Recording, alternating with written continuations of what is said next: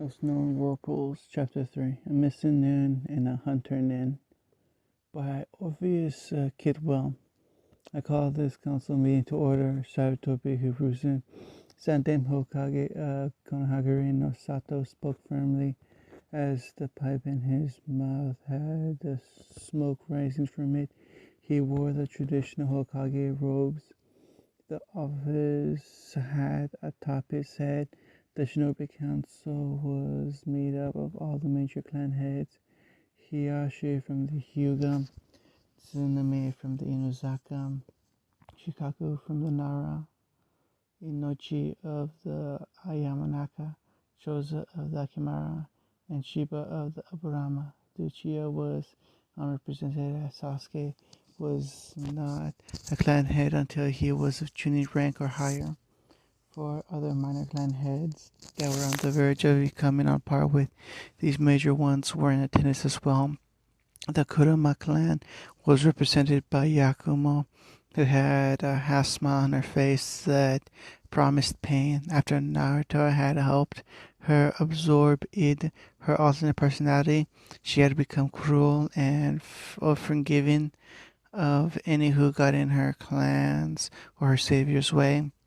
The Fenukusu clan, a clan that held the Kage for both Phoenix Fire, a white and gold fire that burned longer and was molded easier than regular fire.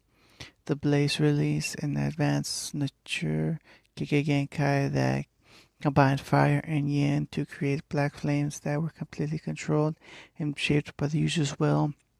They were headed by a woman named Furia. Furia had bright red and gold hair that reached her waist in a braided ponytail, orange eyes, tan skin, and she wore a battle kimono of bright red with golden trimming that had the Fenikuzu clan crest on the back. A large golden flame surrounded by a black circle that represented ashes. They were a clan with a strange bloodline. They could ingest any poison as if it was food and water, and they could recreate any poison they had ingested using only their chakra. Their most famous member was also their greatest embarrassment, Heibai Orochimaru. The Sanin had been cast out of the clan immediately upon learning of his experiments. On his leaving the clan. Orochimaru had taken one of the clan contracts, the snake contract. The current head was Hebi Shin, a man just of 30. He looked like his uncle, the Nukin Orochimaru. He wore the traditional black uniform of his clan, the exact clothing that Orochimaru had become known for, with the exception that his robe was a dark forest green. Lastly were the Yabun clan, who held the third and least known of Konoha's dojutsu. The Kuraman was its name, though the clan itself was secretive of anything other than that. The only thing anyone inside the clan knew was that the Yubun at one time had been part of the Nara, but all those who held the Genkai split off decades ago to form their own clan of ninja with control over the shadows. The current head was Yadun Kurotsuki, a woman with black hair set in spikes, green eyes with black specks that floated in her sclera, and she wore a battle kimono of the deepest black without any other design on it, a tanto at her waist. Hokage-sama, what is the purpose of this troublesome meeting? Shikaku asked tiredly. The old man sighed and pulled out his pipe before puffing out a ring of smoke. I have grave news brought to me by Genin Team 7. I have already sent a message pigeon to the head of the Sarutobi clan, Asumo, my son, and Kakasu refuses to come and perform his duties as Hatake clan head here because of guilt and grief. We have a new missing nin to add to the bingo book, Uzumaki Naruto. The air suddenly became tense, and Hiyashi's glare seemed to make the room colder. What do you mean, Hokage-sama? He asked icily. Naruto has been under the protection of my clan for the longest time. You know that. Why has he been declared a Nukin? The tone he used made many in the room shiver. Hiyashi-kun, Naruto-kun has run away on the last mission he was on. While the official report is confidential, as all mission reports are, I can tell you this. Naruto sent a reinforced Kagebunshin to Konoha to take his place and keep his team from becoming suspicious after they left Nami. It is unknown when he left or even when he decided to. Unknown where his destination is and unknown where he is right now. He has outwitted us. I am unhappy myself as the Saratobi clan has always held Naruto under their protection just as long as the Hyuga have. Yakumo spoke up here, though she was the youngest of anyone. At only 14, she held a certain weight thanks to her already nearly S-rank status because of her devastating Kekkei. What will the bigger entry say about Naruto-kun Hokage-sama, she asked. The Kuruma clan will not stand for the death of my great friend and savior. Her tone was icy as well, and held an underlying hint of homicidal psychopathy. Yakumo-chan, I know your reservation on this matter, but I have already taken into account the tender subject. Naruto is among the clans. He took a look at the paper on his desk. The entry I will have entered in this year's bingo book that released in 2 months is this. Uzumaki Naruto, C rank missing nin, Konohakure no Sato, and former Genin description, whisker shaped birthmarks on each cheek, and usually wears a black shirt, black ambo pants, and a black trench coat. Age 13, known affinities fire, wind, water. Taijutsu mid C rank. Genjutsu non-existent, but he can detect and dispel illusions. Ninjutsu low B rank. Bukijutsu unknown, though he has trained in many weapons. Fuinjutsu at least level 7. Additional information, Naruto has very high endurance and chakra reserves, both at least jonin, if not Anbu level, and has had training by some of the most known jonin in Anbu and Konoha. He also seems to have inherited the full Uzumaki Genkai. Be wary of his combat finjutsu, as if you are caught unaware, he can beat even an Anbu captain with his sealed traps. Do not underestimate him. For his gaining rank, Uzumaki Naruto is to be caught alive. The bounty is 500,000 real. If he is killed, the individual responsible is warned that many clans of Konoha will be after their blood. Yakumo nodded. That I would be if anyone could even kill him. I will accept that, Hokage-sama, but be warned. Her voice dropped low and almost became demonic. I will question my friend when he is returned to the village, and if what I hear about the reason he left is sufficient, the Kuruma clan will be leaving Konoha along with all our assets, funds, scrolls, and the defense genjutsu I have put around the village. If Naruto dies, we will do the same. I will not stand for him to be treated the way he has any longer. Do not tempt me, Hokage-sama. She traced shapes along the sketch pad that sat on her own council desk with her finger. I have a dozen drawings ready for any and every situation I might find myself in. Are you? Nami no Sato, Naruto, and Haku's base. 4 days, that's how long it's been since the Konoha team left, since Haku finally awakened, since Kurama revealed the after effects of the Hell Release 9 Hills healing, since Haku had begun to teach Naruto and vice versa, since Haku had begun to weep and mourn the loss of her father figure of almost a decade. And many things has happened in 4 days. As soon as they had been outed from the mindscape by Kurama, Haku and Naruto had been silent for a while. Finally, the conversation had begun. Naruto-kun, arigato. I haven't thanked you yet. You saved my life, and then you ran away from your home just to protect me and keep your promise to stay at my side. The blonde smiled. It's no big deal, Haku-chan. I know you would do the exact same thing, right? He paused. You've seen all of my memories, then you know all about Kurama and about why I had to leave Konoha. She nodded. I do. Then she suddenly became serious. But I know you aren't Kurama. Just because she was sealed in you at birth, that doesn't make you a demon. You aren't evil, Naruto-kun. I've seen your whole life, so I know. You just want what's best for your precious people. I know that your pain, it was unnecessary. I promise to always stand by your side, to never leave you, just as you promised me, Naruto-kun. We are bonded for life, and even if we weren't, I would stay. I would still. Naruto thought the next thing, trying to test the mental link they seemed to share. I know Haku-chan, and so would I. You are my most precious person, and I will protect you with my life. The pale girl blushed a light pink, proving that she had heard, and she replied through thought back, loyal to the end.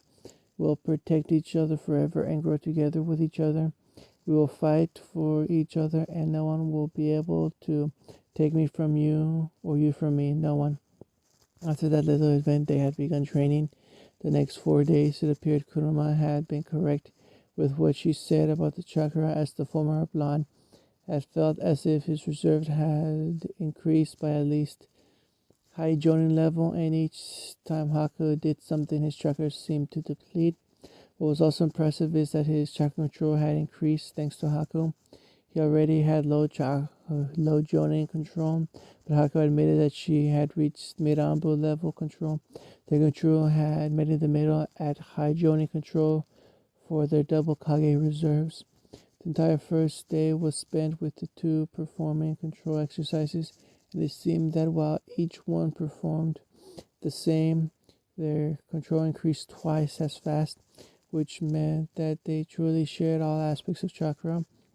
That led to Naruto performing an experiment the next day involving 2 sheets of chakra paper. Their affinities has also changed, each one's paper cut into 3 pieces, one being soaked so much it literally turned into water, one burning to a small blackish char, and the last turned to ice and shattered as it hit the floor. Haku had gained Naruto's affinity to Katan, and he in turn had gained an affinity to Suiton, the Kekkei Genkai, for Hyoton. Again, Kuruma's prediction had rung true, with Naruto inheriting Sako bloodline, which meant, "That's amazing," Haku exclaimed as she laid eyes on Naruto's paper. "You really did gain the ability to use ice release. I can't believe it. But if I did..." Naruto's eyes widened and he pulled out a kunai. "Haku, take this." He handed her the kunai. "I'm going to sound crazy, but I want you to cut yourself with it." She looked at him strangely. "Please, there's a point to this. Just trust me." The look in his eyes, that look of pureness that held no malice or deception, convinced her. "Fine, I trust you." So she took the kunai and pressed its edge against her palm before she dragged it across and made a small cut in a delicate hand. Then, before her eyes, it already healed, she exclaimed and dropped the kunai before looking at a grinning Naruto. One part of the Uzumaki Kekkei Genkai is very useful. See, the Uzumaki have a special bloodline that has several smaller parts to it. The first is our fountain of youth, the part of our genetic that gives us our legendary vitality. In truth, what it actually does is siphon off a portion of our yang chakra into our cells and slows our aging by increasing the number of times our cells can split. It first activates around the age of 15 and starts to slow our age so that we only pass 1 year for every 5. As we grow older, it becomes more efficient, eventually only aging as 1 year physically for every 20 that pass. Kuruma Sensei claims that after I get to that point, I should even be able to use my life force as a pool of chakra, but I think I'd like to ever need it. The second part is known as Grace of the Goddess. When Haku looked at him oddly, he explained, "I didn't name these. Kuruma Sensei told me about them and said these are the names the original Uzumaki gave them. Anyway, this one is more simple. It means that Uzumaki are incapable of gaining bulky muscles. Rather, our muscles gain density instead of mass. Third is Divine Law. That's the Uzumaki affinity to seals and runes. Our brain is actually hardwired to understand and decode seals much easier than others. Think of it like knowing a second language from birth." Kuruma Sensei also claims that we can do things like write seals on any surface, even the air itself, with a chakra. I haven't done anything like that myself, but she says it's just a matter of chakra control. The next one is the Kingdom of Tsunamis. The whirlpools around Whirlpool Country weren't actually always there. It was the Uzumaki that caused them to form. Our affinity to Sutan is so great that we can force molecules in the air to become water and manipulate existing water in ways no one else can. The heavenly body aspect is why the Uzumaki have so much chakra. We actually have a second smaller chakra pool that's composed entirely of yang chakra. We can mold this one in isolation or in conjunction with our actual chakra pool for various effects. Only punishment placed directly off of the heavenly body, though it isn't necessary to have one to use the other. With so much yang chakra in our family, our bodies have grown to manipulate it far more easily throughout each generation. We can form solid objects out of yang chakra that will exist so long as we continue to channel the chakra. My mother was particularly skilled at this and used it in the form of adamantium sealing chains, which could contain chakra and yokai of anything she bound within them. Finally is the Iker, that what you just saw, its ability to heal much more quickly than other people. Flesh wounds are fixed in seconds, fractured bones take minutes, broken nose takes hours.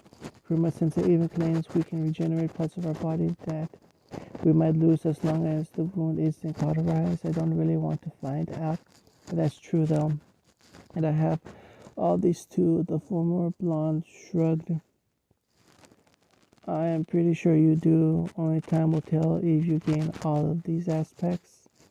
And it seemed as far as she had in fact gained them, since she had already learned the skills he taught her rather quickly, just as he had learned the few Hyotun Jutsu she taught him rather quickly.